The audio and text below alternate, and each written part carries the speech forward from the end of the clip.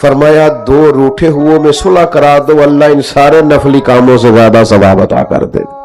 خود نبی کریم علیہ السلام نے فرمایا تمہیں وہ عمل نہ بتاؤں جو نفلی نماز سے بھی افضل ہے، نفلی روزے سے بھی افضل ہے، صدقے سے بھی افضل ہے؟ یا رسول اللہ بتائیے۔ فرمایا دو روٹھے ہوئے میں صلح کرا دو، اللہ ان سارے نفلی کاموں سے زیادہ ثواب عطا کر دے۔ جو دو جھگڑے ہوئے ہیں، جو آپس میں لڑ پڑے، جن میں شکر رنجی ہو گئی، تم ان دو دلوں کو قریب کر دو، ان دو مسلمانوں کو ملا دو۔ یہ اس وقت تم یہ نہ کہو کہ بھئی میں تو نہیں آ سکتا، میرا نفل کا ٹائم ہے، میں نے نفل پڑھنے، میں نہیں آ سکتا، میں نے روزہ رکھا ہوا نفل، میں نہیں آ سکتا، میں نے اس وقت جو ہے اللہ کے راستے میں صدقات کرنے۔